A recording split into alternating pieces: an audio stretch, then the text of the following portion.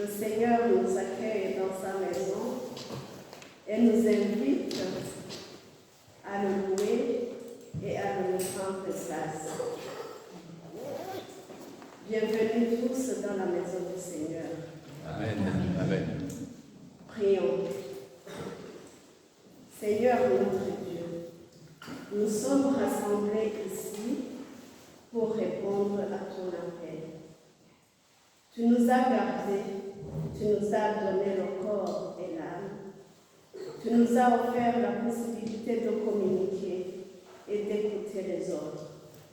Sois présent parmi nous ce matin et aide-nous à vivre pleinement selon ta volonté et envoie-nous le Saint-Esprit afin qu'il nous accompagne tous les jours. Au nom du Seigneur, au nom de Jésus-Christ, notre Sauveur. Amen. Amen. Commençons notre culte par la louange au numéro 214 dans le livre arc-en-ciel. Seigneur, nous avons 214.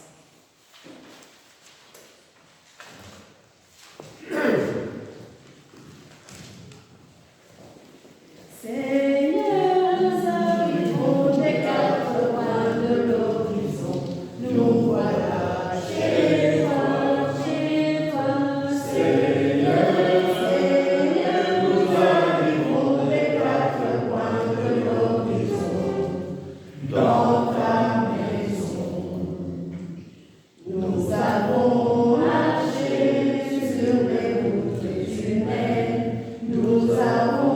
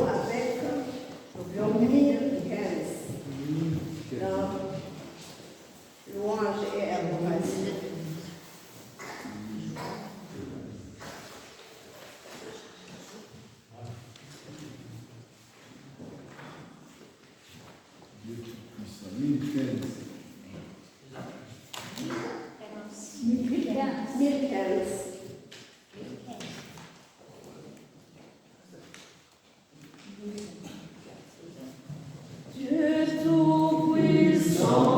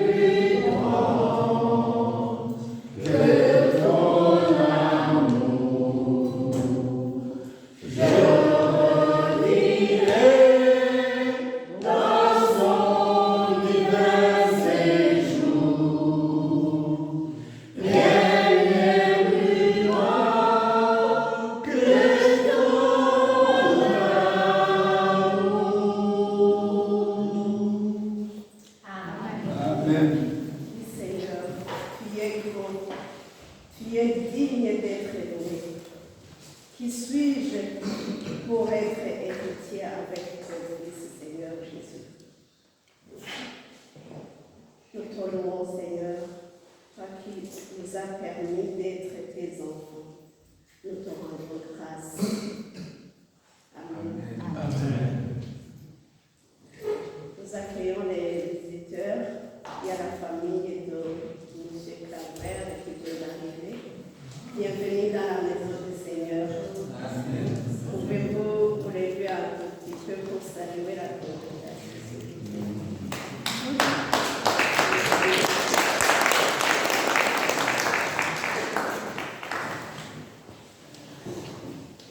Nous allons continuer à louer le Seigneur avec le chant 1104 dans la louange et adoration. Pouvez-vous donner un livre aux visiteurs, s'il vous plaît? 1104.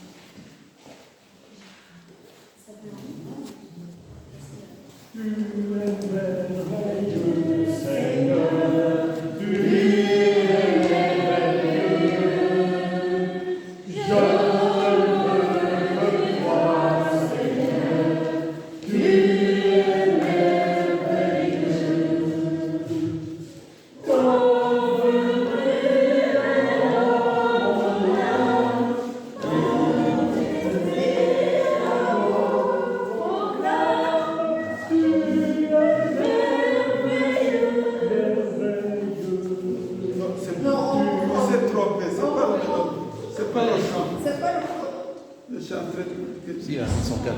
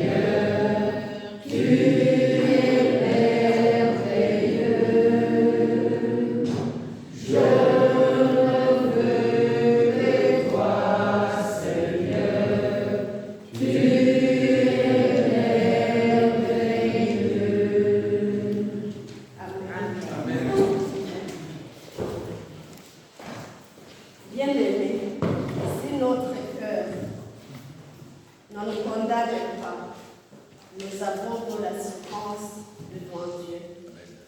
Quoi que nous demandions, nous le recevrons de lui, parce que nous gardons ses commandements et que nous faisons ce qui lui est agréable.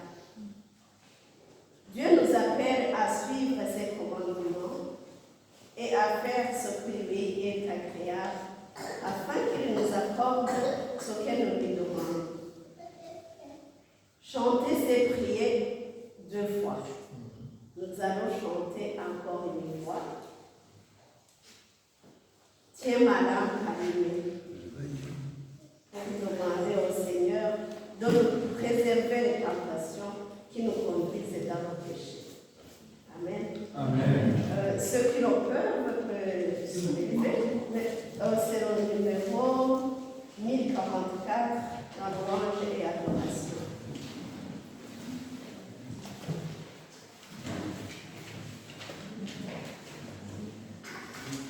C'est quelle chanson? 1044. Tiens ma lampe. 1044. C'est pas ça. C'est pas ça. 1046. 1046. Ah oui, 1046. Juste en dessous. j'ai pas lu plus loin. 1046. Ah, merci.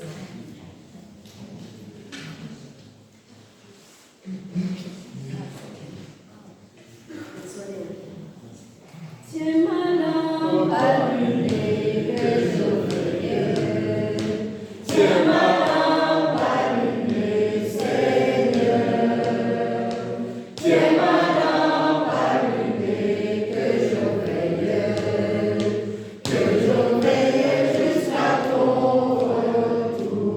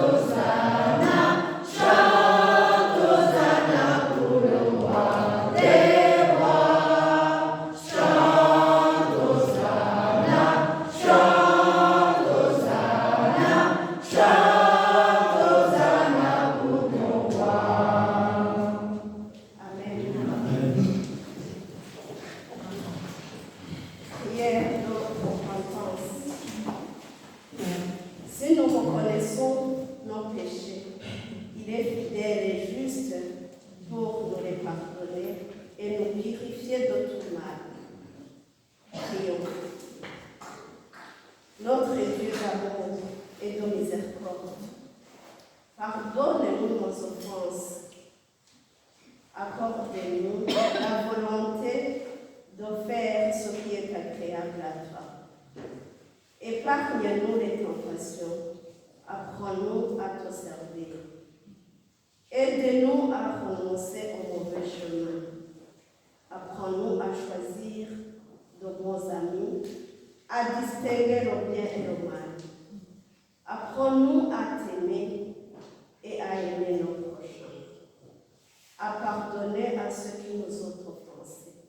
Au nom de Jésus-Christ, notre Sauveur. Amen. Parole de grâce. Mais Dieu est riche en compassion.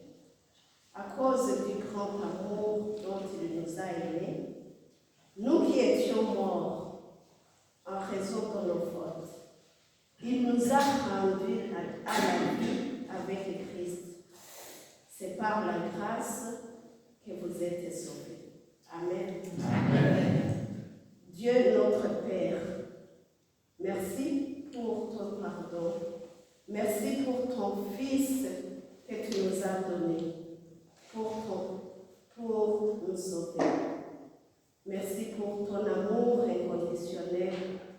Que ton nom soit loué aujourd'hui et pour toujours. Amen. Amen. Nous chantons le chant Tournez les yeux vers le Seigneur dans louange et adoration. 1099.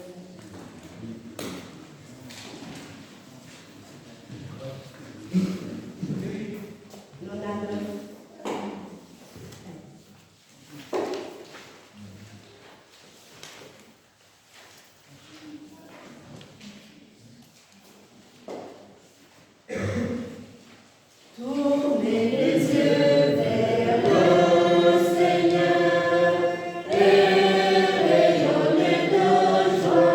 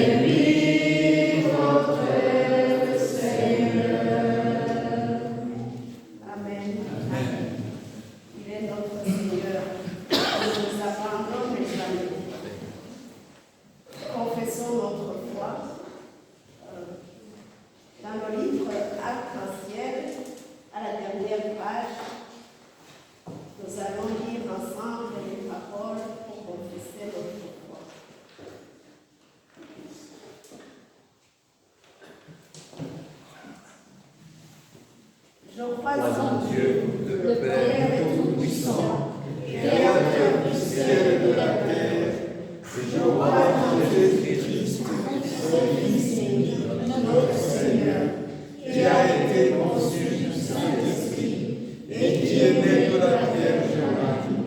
Il a souffert sous Ponce Pilate, il a été crucifié, il est mort, il a été enseveli, il est descendu aux enfers, le troisième jour, il est ressuscité des morts, il est monté au ciel, il siège à la droite de Dieu le Père Tout-Puissant, il viendra de là pour juger les vivants et les morts.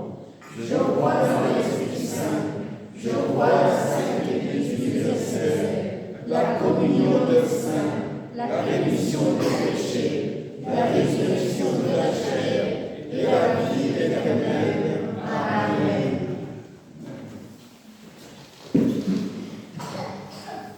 Avant d'entamer la prédication, on peut chanter le chant 270.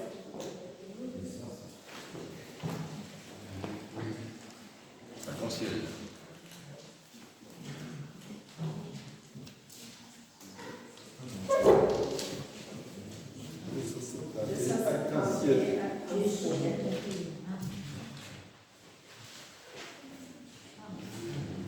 Moi, je crois.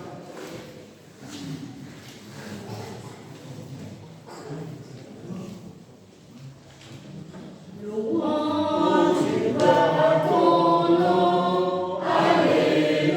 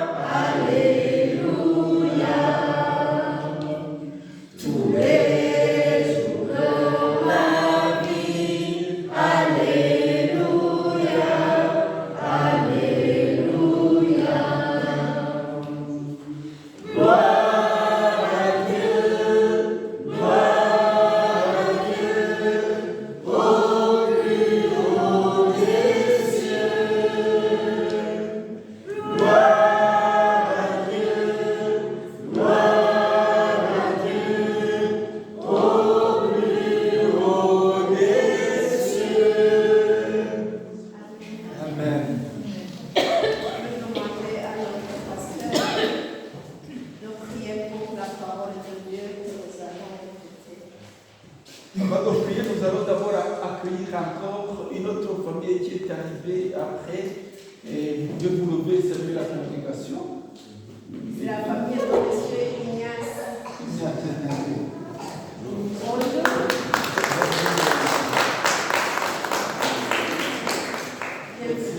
Est-ce que les enfants peuvent aller de l'autre côté ou pas? Oui. Les enfants, vous suivez monsieur, ah, monsieur là, vous le suivez là. Ah oui, oui, oui. Fabien va y aller aussi.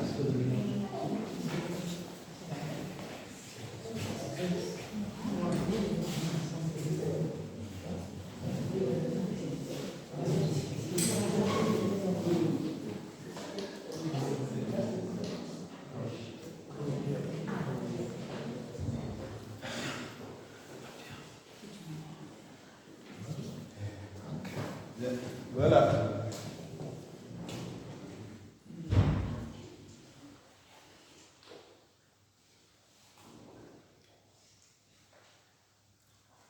Prions. Merci Seigneur. Merci pour ton amour inconditionnel. Nous voici devant ta face pour écouter ta parole. Que ton Saint-Esprit nous assiste et qu'il nous permette de bien écouter ta parole et de pouvoir la méditer afin que nous puissions la mettre en pratique. Que ton nom soit loué, Seigneur.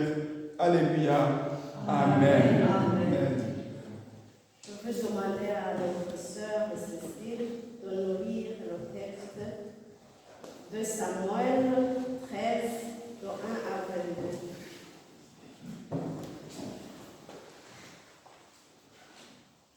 22. Samuel 13, 1 à 22. Absalom, un fils de David, avait une sœur qui était très belle et qui se nommait Tamar. Amnon, un autre fils du roi David, en tomba passionnément amoureux. Il se rongeait tant à propos de sa demi-sœur qu'il s'en rendait malade, car elle était vierge et il lui semblait impossible de l'approcher. Amnon avait un ami nommé Yonadab, un fils de Chiméa, le frère de David. C'était un homme très astucieux. Il demanda à Amnon, « Fils du roi, pourquoi es-tu si déprimé? Chaque matin tu parais l'être davantage. Ne veux-tu pas m'en dire la cause ?» Amnon lui répondit, « Je suis amoureux de Tamar, la sœur de mon frère Absalom. » Yonadab lui dit alors, « Mets-toi au lit et fais comme si tu étais malade. Quand ton père viendra te voir, dis-lui, « Permets à ma sœur Tamar de venir me faire à manger, qu'elle prépare le repas sous mes yeux, afin que je l'aie à faire, puis je mangerai de sa main. » Amnon se mit donc au lit et fit semblant d'être malade. Le roi vint le voir. Et Amnon lui dit, « Fais venir ma sœur Tamar pour qu'elle me prépare 2 galettes sous mes yeux, et je les mangerai de sa main. » David envoya dire à Tamar dans son appartement, « Va chez ton frère Amnon et prépare-lui son repas. » Tamar se rendit donc chez son frère Amnon et le trouva couché. Elle prépara de la pâte et la pétrit, puis confectionna des galettes devant lui et les fit cuire.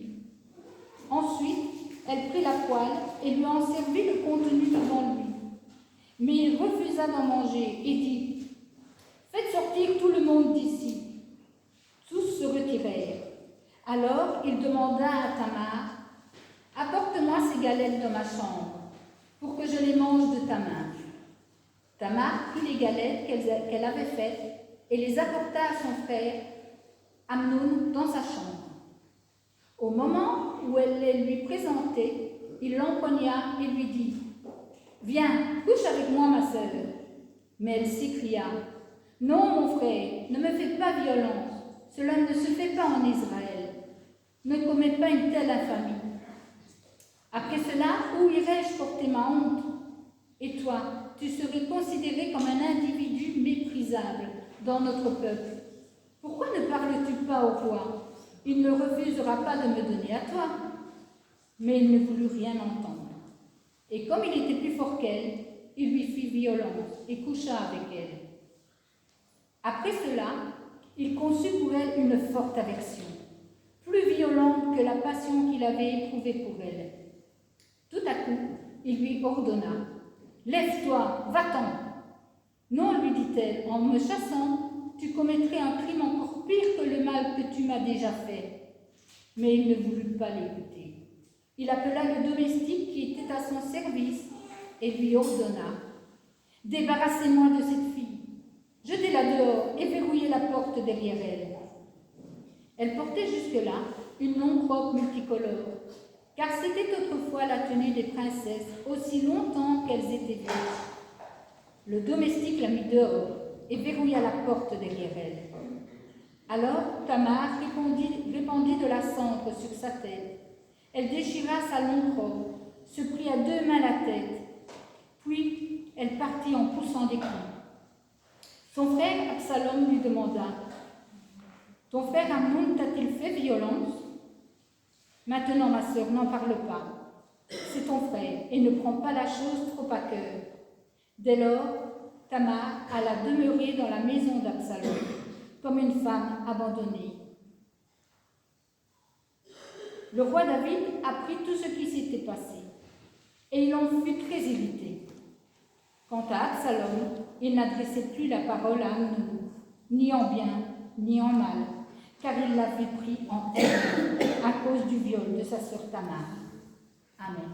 Amen. Le thème d'aujourd'hui, c'est les conséquences du péché. Avant d'entamer les conséquences du péché, j'aimerais demander à celui qui veut nous aider à nous définir ce que c'est un péché et nous donner un exemple. Qu'est-ce qu'un péché? Une désobéissance. Est-ce qu'il y a un péché sans conséquence? Non. Non. Tu peux nous donner un exemple d'un péché? C'est quoi? L'adultère. Mhm. L'adultère. Et la conséquence? Ça peut être un divorce. Ça peut être beaucoup de choses. Ok. Une autre personne peut essayer à nous dire un péché et ses conséquences. Par exemple, le vol, et dans les pays musulmans, on coupe les 2 mains. Les 2 mains. Voilà. C'est pourquoi j'ai choisi ce thème. Je me suis dit qu'il n'y a pas de péché sans conséquences. Alors, chaque pays a des lois pour que tout le monde vive ensemble en pays. Il n'y a pas de pays sans loi. Même ici en Belgique, il y a des lois que personne ne doit ignorer. Si tu les transgresses, il y a des conséquences. Soit tu es emprisonné, soit tu dois payer amende et tout consort. S'il existe alors des règles pour avoir de l'ordre dans un pays, notre Dieu aussi, il a des règles, il a des lois que nous devons suivre pour vivre en paix avec lui, n'est-ce pas? Alors, pour vivre en harmonie avec Dieu, il nous a donné des lois aussi à suivre et il nous a donné la capacité de distinguer le bien et le mal. Le mal, c'est le péché. Donc, le péché nous amène à des conséquences qui sont néfastes à nous. Le péché, c'est quoi? Il y a un certain Augustin qui a défini le péché comme une faute contre la raison, la volonté, la conscience droite. Il est un manquement à l'amour véritable envers Dieu et envers le prochain à cause d'un attachement pervers à certains biens. Il blesse la nature de l'homme et porte atteinte à la solidarité humaine. Le péché a été défini aussi comme une parole, un acte ou un désir contraire à la loi éternelle. J'ai regardé dans la rousse aussi. Le péché dans la rousse, il est défini comme ça. Et la transgression consciente et volontaire de la loi divine des impératifs religieux. Voilà ce que c'est le péché. Dans le texte que nous avons lu, on nous a parlé d'Amnon. Il était le fils de David. Il avait un ami qui s'appelait Jonadab. Son ami Jonadab, lui a mal conseillé. Il lui a dit, fais le malade pour que tu arrives à abuser ta sœur. Et puis Amnon, il a accepté. Il a joué le malade pour que son père puisse envoyer Tamar dans sa maison. Moi, je me suis demandé pourquoi on l'a demandé au roi David où était la reine. Donc, la maman de Tamar, elle était où? Ça, je crois que ce serait un autre sujet, mais je vais continuer quand même avec le sujet des conséquences que nous allons voir. Le roi a accepté que Tamar va préparer du repas pour son frère Amnon. C'est comme ça qu'il a arrivé à abuser de sa soeur. Les mauvais amis nous conduisent au péché. Quelqu'un a dit qu'on peut choisir son ami, mais qu'on ne peut pas choisir sa famille. Nous tous, nous sommes nés dans une famille, mais on n'a pas choisi dans quelle famille on doit naître. Mais quand même, une amie, on a le droit de choisir. Quelqu'un ne peut pas devenir ton ami par force. On choisit. Donc, si on doit choisir un ami, choisissons des amis qui nous donnent de bons conseils. Si Amnon n'avait pas choisi comme Jonadab ami, peut-être qu'il n'aurait pas arrivé à faire le péché. S'il avait un bon ami, peut-être qu'il aurait le conseillé de ne pas faire ce qu'il a fait. Dans Somme 1, verset 1, je ne sais pas si quelqu'un peut me le lire. Je vais le lire moi-même. Heureux l'homme qui ne marche pas selon les conseils des méchants, qui ne s'assied pas en la compagnie de ces gens qui se moquent de Dieu.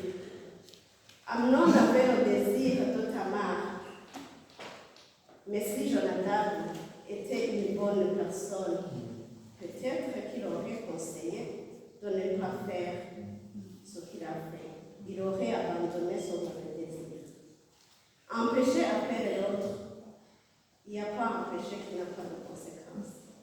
Amnon, après avoir abusé Tamar, il a éprouvé une haine plus grande que l'amour qu'il avait envers elle. Il l'a chassé. Donc, le fait de l'abuser, après, il a éprouvé de la haine. Ça, c'est une première conséquence. Dans notre pays, dans mon pays, au Burundi, dans les années lointaines, quand un homme abusait une femme et que sa famille était au courant, on l'obligeait de la prendre comme une épouse. Je ne sais pas si ici en Belgique, c'était comme ça, ça a été comme ça, mais chez nous, ça a été comme ça. Et je crois même que, même maintenant, ça peut arriver. Alors, on se marie sans qu'il y ait de l'amour, mais à cause du péché. Et vous entendez bien que le couple-là ne peut pas vivre en paix alors qu'il n'y a pas de l'amour. Alors, après, Tamar, elle avait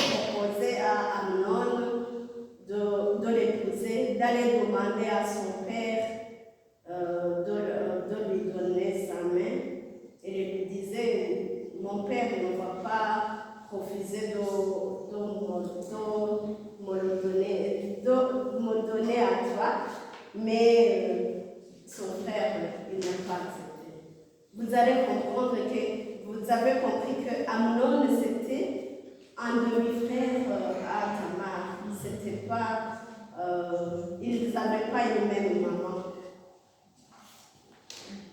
Absalom, c'était un frère de Tamar. Quand il a entendu cela, lui, il n'a rien dit à Amnon. Ni mal, ni bien, il n'a pas parlé du tout. Ce qu'il a fait, il a gardé rancune dans son cœur. On voit ça dans le verset 22. Absalom, quand il a entendu ce qu'il est arrivé à sa sœur, il n'a rien fait à Amnon. Il n'a rien dit, que ce soit bon ou mauvais. Cela semble bizarre, non? Ça ne vous semble pas bizarre? Quelqu'un qui abuse ta sœur, tu dis rien. Moi, je pense que si c'était aujourd'hui, Absalom allait appeler la police pour intervenir. Ou bien il allait le tuer, je ne sais pas comment il allait réagir à ce moment-là. Mais je pense qu'il aurait fait quelque chose. Même David, il n'a pas réagi. Encore une fois, je pense, où était la maman de Tamar? Si c'était aujourd'hui quand même, on aurait fait quelque chose. Mais, toujours le péché appelle l'autre. Absalom, même s'il n'a rien dit, il a gardé la rancune. C'est après 2 ans qu'Absalom a organisé une rencontre dans sa famille, dans son enclos, dans sa famille. Il a invité tous ses frères. Il a demandé à son père de lui envoyer ses frères. D'ailleurs, il avait demandé de venir aussi, mais lui, il n'a pas accepté. Mais il a accepté quand même d'envoyer ses fils. Donc, ses fils sont allés chez Amnon. Mais Amnon, il avait envie de se venger. C'était son but. Ce n'était pas par amour qu'il a invité ses frères de venir chez lui. Alors, il s'est vengé. Il a demandé à ses serviteurs de tuer Amnon quand il sera ivre. Donc, dans la fête, ils ont bu. Et puis, quand il a vu qu'Amnon avait trop bu, il a demandé à ses serviteurs de tuer son frère Amnon. Alors, il l'a tué. Donc, là, vous comprendrez aussi qu'après la haine, après la rancune, il y a eu la vengeance. Vous savez ce qui s'est passé après la vengeance? Après la vengeance, Absalom aussi, il a fui. Il a fui sa famille, il a quitté ses biens, il a quitté tout ce qu'il possédait, parce que son père aussi voulait se venger. Donc, dans la conclusion, on peut dire qu'un péché appelle l'autre. Après l'abus de Tamar, il y a eu la haine, il y a eu la rancune, la vengeance, la fuite, la tuerie, le deuil et tout consort. Donc la famille a été détruite à cause d'un seul péché. Chers frères et sœurs,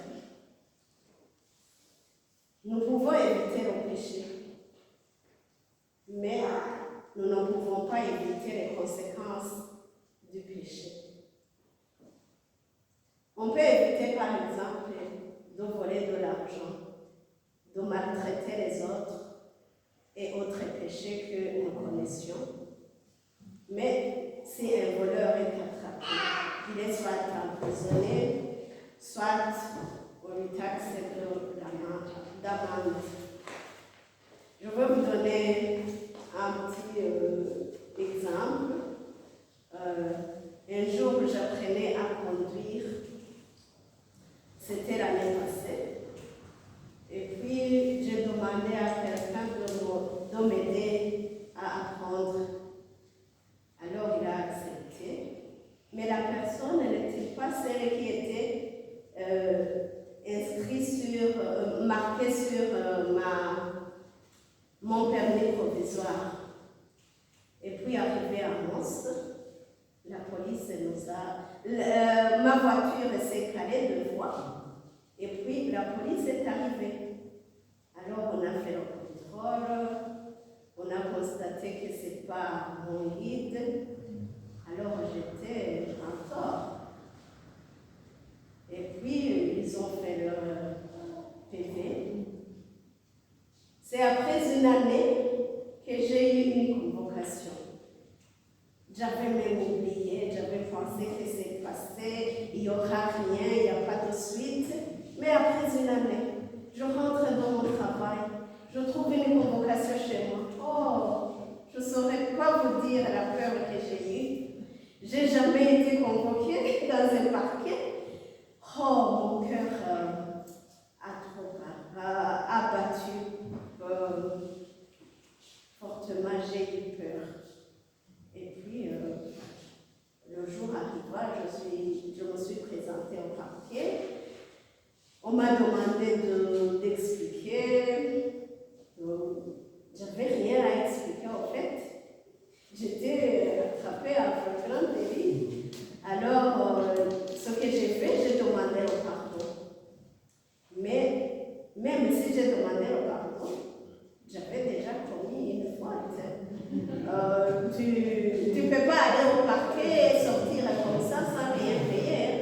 On m'a demandé une amende et je dois payer. Donc, si je pouvais ne pas aller conduire avec quelqu'un qui n'était pas mon guide, j'allais échapper. Mais comme je l'ai fait, c'était trop tard. Je n'ai pas pu échapper aux conséquences. Voilà. Nous avons un autre exemple dans la Bible. Vous connaissez la parabole de l'enfant prodigue.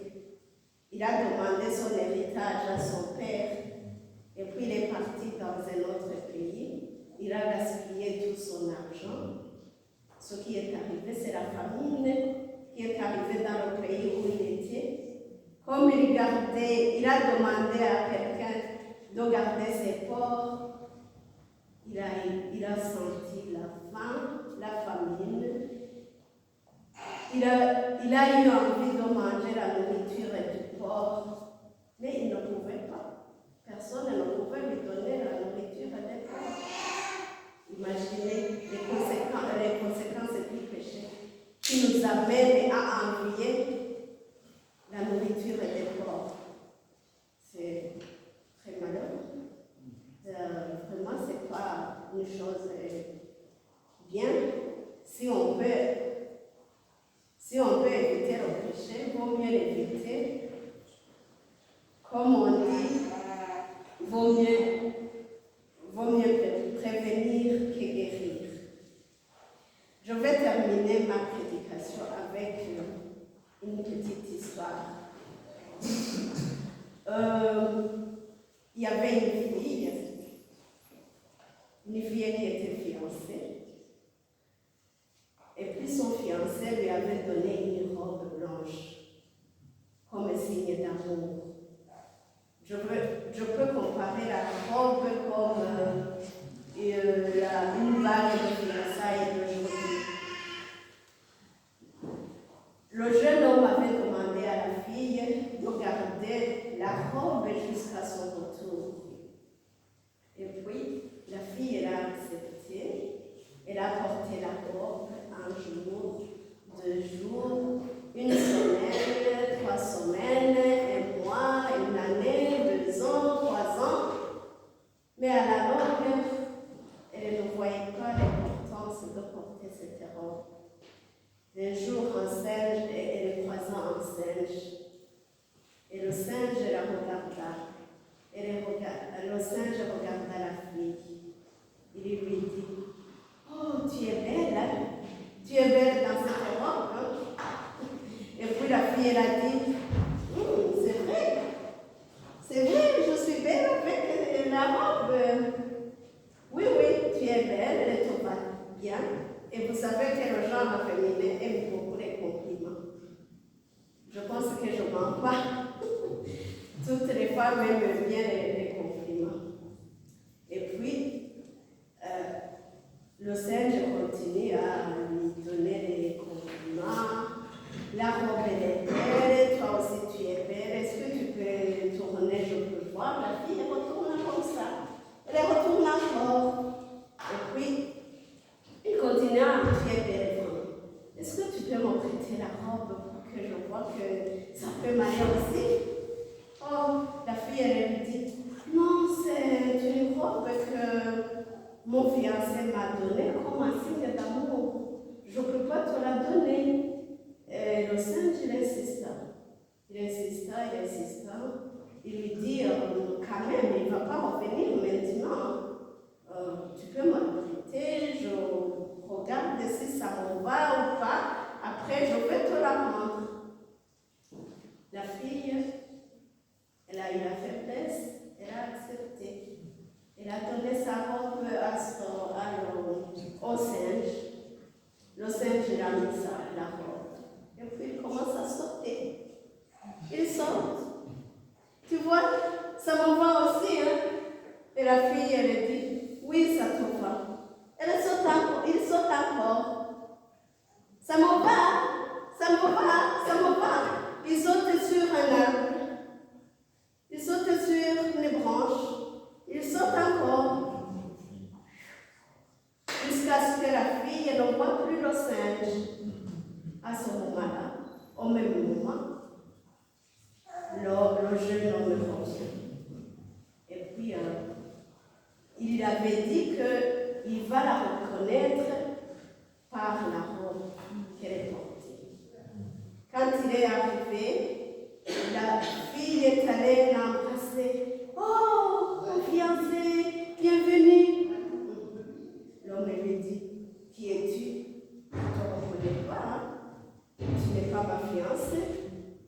Oui, la robe que j'ai donnée à ma fiancée. La fille, elle a une honte. Elle a dit, il y a un singe qui m'a trompée. Je lui ai donné ma robe. Il est parti avec. Donc, la conclusion c'est que la fille, elle n'a pas pu tenir sa parole. Deux fois, il y a des amis qui nous montrent qu'ils sont avec nous, mais qui nous amènent dans de mauvaises choses, qui nous fait rater nos chances, qui nous fait rater nos buts. Je veux conclure par ça pour que chacun fait une rétrospection pour voir comment il agit devant les désirs, devant les tentations qui lui arrivent chaque jour. Parce que tous les jours, on rencontre des tentations, des choses qui nous tentent, qui peuvent nous induire dans le péché. Prions. Seigneur, merci pour ta parole. Merci de nous montrer les conséquences du péché. Souvent, les conséquences du péché, c'est la mort. Nous te demandons la force, Seigneur, de faire ta volonté, d'éviter le mal. Nous invoquons le Saint-Esprit pour qu'il nous guide tous les jours dans ce que nous faisons, dans ce que nous pensons, dans les marches de tous les jours. Amen. Amen.